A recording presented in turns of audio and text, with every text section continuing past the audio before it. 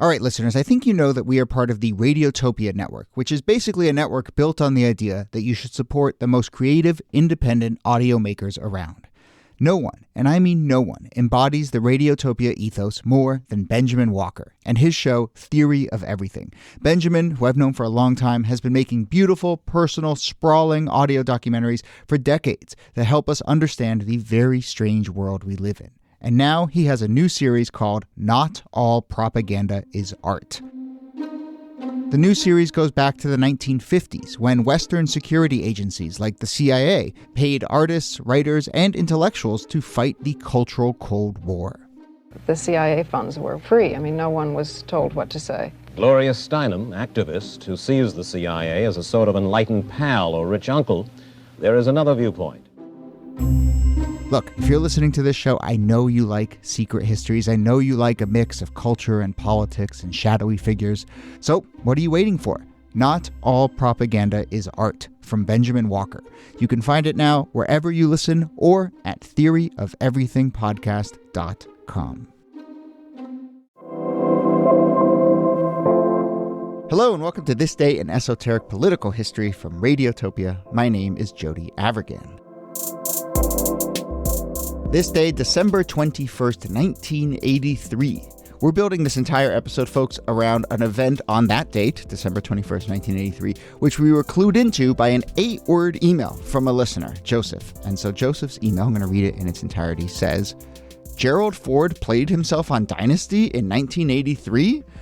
And I should be clear, that email, it's 8 words, and it ends in 4 question marks. So it's Gerald Ford played himself on Dynasty in 1983? Question mark, question mark, question mark, question mark. And then Joseph, our listener, provided a link to an article about Gerald Ford appearing on the hit soap opera Dynasty 6 years after leaving office. It was a very, very brief appearance. By my count, 6 words. So we're doing this episode around an 8-word email about a 6-word moment on television. Hopefully we can find more words to say about it than that. Let's see. Here, as always, Nicole Hemmer of Vanderbilt and Kellie Carter-Jackson of Wellesley. Ready to say some words? Yes, well, we can keep it suitably short because Gerald Ford's presidency was quite short as well.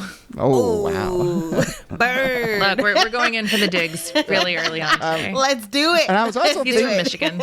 I was also thinking, like, have we really talked about Ford? We should do an accounting of presidents we've talked about. I don't know how much Ford we've done. And We've spent a lot of time. And I guess we're doing just this very small, very strange moment. But, we can get a little into also like... Have we talked about presidents as actors? Yeah, so we can get into a little bit of that and cameos especially, too, which this was. Either of you ever watched Dynasty or just kind of have a sense of it? I missed that. Yeah. I mean, I have a sense of it as being like very lush and luxe and like a celebration of the greed is good ethos of the 1980s. But it was just a little bit before my time. Yeah, I was like a little generation before all of our times, I would say. And yes, I have a sense of it as, over-the-top soap opera, but in prime time. And then also just like massive era where like all of America was tuning into this same sort of thing. So it is a big deal for anyone to show up on Dynasty and a big deal for an ex-president to show up on Dynasty. He plays himself. It doesn't really play anything, right? I mean, I guess we should describe how these 6 words come about. My impression is it sort of seems like an accident of sorts. I mean, it mostly was an accident. The producers had arranged to have the actors in Dynasty mingling with a real life crowd. You want to have one of these big crowd scenes where everybody is dressed very fancily. And so they're like, well, instead of hiring a bunch of actors, let's just go to a big ball being held in Denver. So they go to Denver's Carousel Ball. It's this big annual charity event. It draws like rich and famous people from across the country, and some of the people who happen to be there include Gerald and Betty Ford. And when the producers see Gerald and Betty Ford, they're like, we could have the former president on our show. Why don't we make the ask? Yeah. Yeah, you want a line? What I think is crazy about this, too, is that the producer, Shapiro, basically says, like, listen, you can't be president and not be an actor. Like that. You're like, he's got this. He can handle it. We'll give him a line and see how he delivers. And he does. I mean, it's a short. I'd say it's more than a cameo, because cameos I don't think that are speaking roles. It's just sort of like you happen to see the person on camera. But he has a one-liner, which is he's like greeting some of the characters on Dynasty, and he just looks the guy in the eye and says, "Blake, it's wonderful to see you." And that's sort of like, that's it. 6 words. Blake, it's wonderful to see you. Yeah. And Blake is Blake Carrington, who is one of the sort of leads of Dynasty. And that's, well, let's get to the reviews that Ford got in a second for this role and how he delivered. But I just want to sort of highlight that they're filming this at this real event, this real charity event in Denver, which is where the show is held. This, by all accounts, is the only time the show actually shot in Denver. The show was shot probably in LA, I think. But, here they go to Denver to an actual real life event and then have these actors in character wandering around and mingling. As I was reading this, it occurred to me, it was kind of like blurring the lines between, even before Ford shows up, they're blurring the lines between the sort of real life social elite and the social elite portrayed on the show. And it's kind of like, I was thinking like if Succession went and shot at like Davos and had the characters of Succession like wandering around at the Aspen Ideas Festival or Davos or whatever. I don't really know, like we said, we haven't watched Dynasty. I don't really know how sort of like cutting it was about the rich elite. I don't think it's like it was as much as Succession. I think it was more a glorification. But I'm just trying to think of it from the perspective of the people at the charity ball. What's it like? But I just think like fame is fame and the cameras are cameras. And so like even if these characters are wandering around and at some level like they're awful characters who've done awful things, you're still going to feel good about them being in. And I think if the Succession characters showed up at Davos, people would embrace them. Like it's just this twisted thing that happens when something's on TV, even though it's ostensibly a send-up and these are awful people.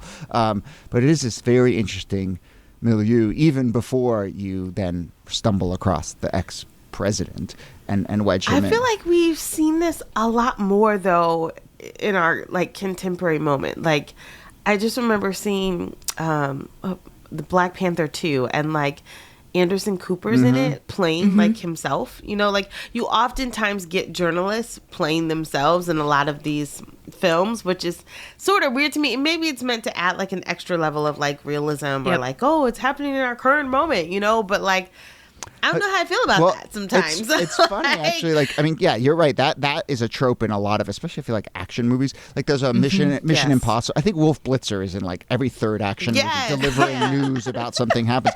And I actually saw Jelani Cobb, who we all admire and who's a friend, been on the show a number of times, and is now head of the Columbia Journalism School. I think I saw him tweet a couple tweets and be like, I really don't like this practice. And I think it like undermines and blurs the line between real journalism and fake journalism, and it's sort of like laundering the credibility of people like Wolf Blitzer and Anderson Cooper.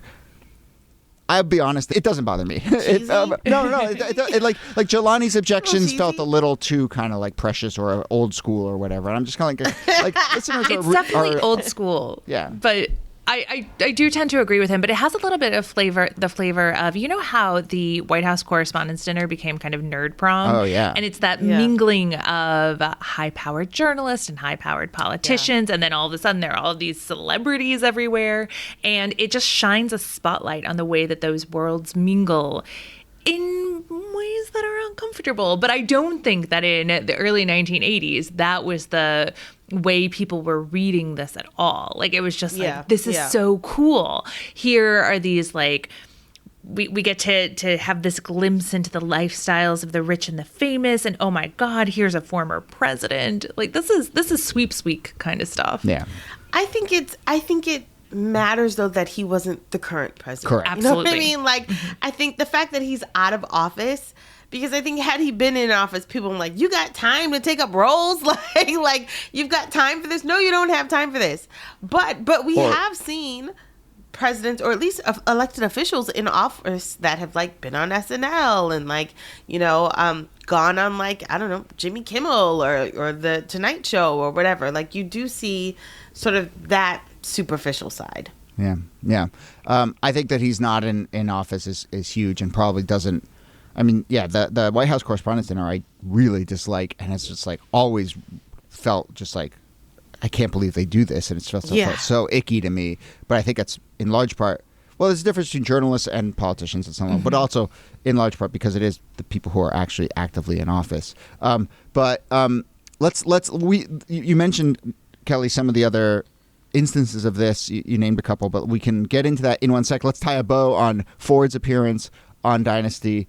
So he has this line. I guess Henry Kissinger was also there and also makes an appearance on Dynasty. On Dynasty, and talk about characters who deserve no laundering of reputation. But who appears on everything, like Kissinger. But appears loves on everything. Being around famous people. Yeah. But Kissinger and Ford both received a $330 union payment for their appearances. What? And They're SAG members. Kellie, I suppose, Kellie, that's the distinction between they weren't just there and they uttered a line, all of a sudden they get paid, and they have a bit part. They got that $330. And it made an impact. People noticed it, and obviously Dynasty's huge cultural force. It was a little bit new, though we'll talk a little bit about some of the precedents. And it got reviews, right? And so Tom Shales, the legendary TV reporter for the Washington Post, maybe it was just a slow week in TV or he was just having fun, but he writes an entire column reviewing the 6-word line and the delivery, and he basically pans it, right? And he says, Gerald Ford looks no more convincing playing himself on Dynasty tonight than he did playing at President for a few years. Which is pretty rough. Burn. Yeah, exactly. I don't know. I feel like if you can't deliver a 6-word line that's literally, hey, nice to see you, then maybe it does say something about your political acumen. You want to talk about some other moments when politicians have shown up on TV? I mean, maybe let's start with something you mentioned, Kellie, about sitting presidents. George W. Bush, 2008, spring of 2008. He's an outgoing president at that point. He's not going to run for re-election, but he's still the president of the United States. He appears on Deal or No Deal and shakes the hand of a veteran who's competing on that show. And I remember at the time people feeling a little icky about it. He does offer what I think is a pretty good line when he's on that show. He says, "I'm thrilled to be anywhere with high ratings." So a little bit of a understanding of where he was by the spring of 2000. Wasn't great. But.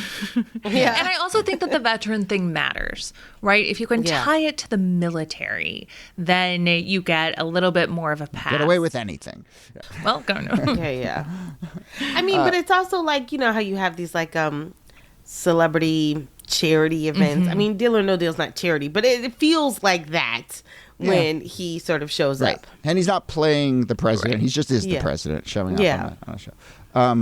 Joe Biden's on Parks and Rec. Love that. He's not president at that point, but that was a nice, I know you're Michelle Obama. I'm a huge fan of this show. So John McCain is on there, and Madeleine Albright is on there, and Michelle Obama is on there, and of course Joe Biden, who is Leslie Knope's secret love interest, is on there twice, and it was pretty great. Yeah. And then we should do a proper episode on this, but let's just name check that a lot of this does go back to that Richard Nixon appearance on Laugh-In in 1968, where he delivers the tagline. I went on a bit of a Laugh-In rabbit hole before this episode, and it's just how do I put this? To think that show was thought of as cutting-edge comedy is just a remarkable thing, because I'm like, what the hell is this show? It's an artifact of its time. It is certainly an artifact of its time. And that Nixon's appearance made incredible waves and felt like TV was never the same again. And it's just it's sock it to me. It's forward. Sock it to right? me. And it is and he says, "Sock it to me." And apparently, I guess that was the tagline of the show, and it was a big deal that he was saying it. And if you know the internal, humor of the show, you understand how big of it. And Nixon's background, you understand how big of it. To me, I was all the cultural signifiers were just going right over my head, and I was like, "What the hell is this?" We have to do a whole episode on that. I'm going to say. I suppose we should do a whole episode, and I'll just give that exact same rant again and be like, "I didn't get this at all." But here we are. But yeah. I guess and we should just say there also was a president who was not just a SAG card holder, but was SAG president, Ronald Reagan. Reagan. Yeah. That too is a story for another time. They should have had Reagan. That's right. I know. Yeah. He wouldn't have deadpanned. He would have been good. He would have sold it. Yeah. Our pal Adam McKay, who is no fan of Reagan, loves to talk about how his line is this was a man who was whose most famous role was acting opposite a monkey, and then we elected him president. It's like, and of course, Trump was reality. We've TV done worse show since. Oh gosh, president, yeah. And Listen, so, there's no more acting found in reality TV than in any other genre. Yeah. But anyway, there we are. And look, see, Joseph, you send us an 8-word email and we get about 15 minutes out of it. So it can be done. Listeners, please send us emails. Let's put this challenge out there. Can you send us a 7-word or less email? This is like a name that tune. An episode? I can send you an email with 4 words. Yeah, exactly. But anyway, thank you to everyone who writes in, and thank you to Joseph for inspiring this episode. And that brings us to the end. Nicole Hammer, thanks to you as always. Thank you, Jody. And Kellie Carter-Jackson, thanks to you as always. 5 words, thanks to you as always. My pleasure.